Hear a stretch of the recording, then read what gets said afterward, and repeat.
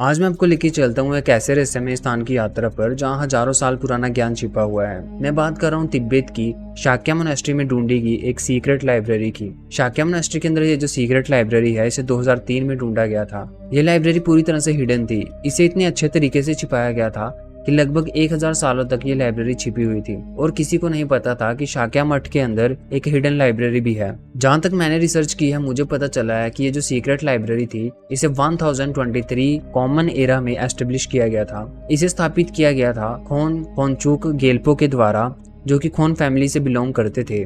Tibetan Buddhism में Shakya tradition के अंदर इनको काफी रिस्पेक्ट की जाती है। इस मठ का नाम शाक्या मठ यहाँ की मिट्टी से इंस्पायर्ड होकर रखा गया था। शाक्या का मतलब होता है पेल अर्थ। ये शाक्या मोनास्ट्री शिगात्से के पास पोनपुरी हिल्स में स्थापित है। शाक्या मोनास्ट्री को इस तरह से डिजाइन किया गया है कि ये अपने आप में एक रहस्य से कम नहीं है। मोनास्ट्री को लाल रंग से और सफेद रंग से रंगा गया है। इसके अलावा जो दीवारें हैं उन्हें ग्रे कलर किया गया है। तो ये जो तीनों रंग हैं, लाल, सफेद और ग्रे कलर, ये 3 बोधिसत्व को दर्शाते हैं, जो है मंजूश्री यानी कि विजडम, अवलोकितेश्वरा यानी कि कंपैशन और वज्रपानी यानी कि पावर। शाक्या मोनास्ट्री के अंदर है दाजिंग हॉल, जहाँ पर बहुत से धार्मिक बुद्धिस्ट स्क्रिप्चर्स को संभाल कर रखा गया है। बहुत सी इतिहास की किताबें, आर्ट वर्क्स और बुद्धिज्म से जुड़ी चीजें। कई शताब्दियों से खोन फैमिली द्वारा शाक्या ट्रेडिशन और लीडरशिप को बचाकर रखा गया। इस लाइनेज में आगे चलकर बहुत विद्वान हुए, जैसे कि शाक्या पंडिता और चोग्यल फोगपा। तो इससे हमें ये पता चलता है कि तिब्बत में ये शाक्या मठ कितनी इंपॉर्टेंस रखता है। जितनी इंपॉर्टेंस शाक्या मोनास्ट्री की है उतनी ही इंपॉर्टेंस इस सीक्रेट लाइब्रेरी की भी है।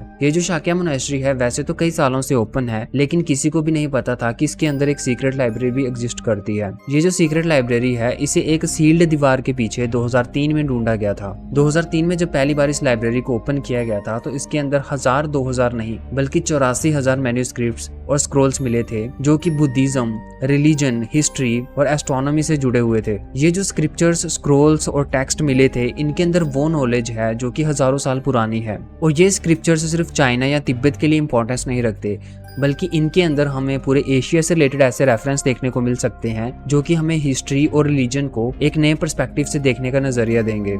ये लाइब्रेरी सिर्फ चाइना या तिब्बत के लिए इंपॉर्टेंस नहीं रखती, बल्कि ये इंडिया के लिए भी उतनी ही इंपॉर्टेंस रखती है। क्योंकि जब मैंने इन टेक्स्ट को पढ़ना शुरू किया तो मुझे उसके अंदर इंडिया से रिलेटेड ऐसे हिस्टोरिकल रेफरेंसेस देखने को मिले जो शायद आज तक अवेलेबल नहीं थे। महात्मा बुद्ध से रिलेटेड ऐसे फिलोसफीज, ऐसे विजडम और ऐसे रेफरेंसेस देखने को मिले जो आज तक अवेलेबल नहीं थे। इन किताबों में history, philosophy, religion, astronomy, mathematics, medicine के बारे में ऐसी नॉलेज है जो कि एंशिएंट टाइम में अवेलेबल थी और आज के टाइम पे हमारे पास उसका कोई सोर्स नहीं है। कुछ लोगों को ऐसा लग सकता है कि ये जो मोनेस्ट्री है इसे 1000 से 1100 साल पहले एस्टेब्लिश किया गया है, तो हो सकता है कि ये जो स्क्रिप्चर्स हैं ये 1000 साल या फिर 1100 साल पुराने ही होंगे, बट ऐसा नहीं है।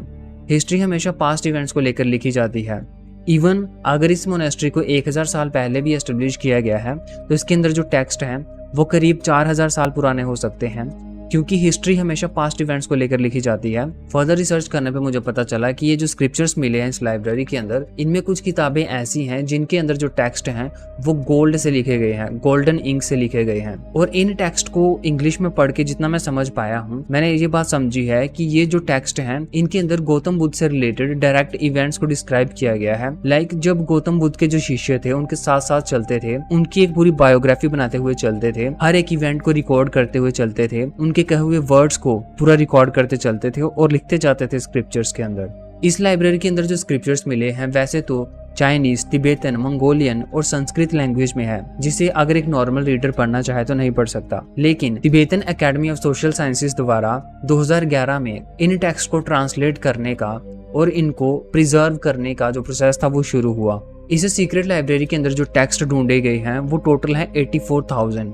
2011 से लेकर 2022 तक 84,000 इन मैन्यूस्क्रिप्ट्स का लगभग 20% जो है उसको डिजिटलाइज कर दिया गया है, यानी कि उसे वेबसाइट पे अपलोड कर दिया गया है, जो कि आप देख सकते हो 84,000.com पर, जहां पर आपको ये टेक्स्ट पढ़ने को मिल जाएंगे, वो भी इंग्लिश लैंग्वेज में, ताकि आप इसको आसानी से पढ़ सको। और जब इस वेबसाइट पे मैं इन स्क्रिप्चर्स को पढ़ रहा था इंग्लिश लैंग्वेज में, तो मैंने एक चीज नोटिस करी कि इसके अंदर डायरेक्ट इवेंट्स को डिस्क्राइब किया गया है, गौतम बुद्ध से रिलेटेड माइनर से माइनर डिटेल्स, कि वो कहाँ गए, कहाँ ठहरे, वो किस किस राज्य में गए, इसके बारे में हमें डिटेल्ड नॉलेज देखने को मिलती है। वेबसाइट पर जो टेक्स्ट अपलोड किए गए हैं उनमें एक स्पेशल सेक्शन थी मेडिसिन के बारे में, और जब मैंने उसको पढ़ना शुरू किया तो मुझे ये पता चला कि एंशिएंट टाइम्स में गौतम बुद्ध के टाइम पीरियड पर क्या मेडिसिन यूज की जाती थी। इन टेक्स्ट को अगर तुम अच्छे से पढ़ोगे तुम्हें पता चलेगा कि these texts are like a documentary to the life of Siddhartha Gautam, यानी कि गौतम बुद्ध के बारे में ये पूरी डॉक्यूमेंट्री की तरह है। इन स्क्रिप्चर्स के अंदर हमें सिर्फ तिब्बत की हिस्ट्री के बारे में ही नॉलेज नहीं मिलती, बल्कि इंडिया की हिस्ट्री के बारे में भी बहुत सारी नॉलेज है।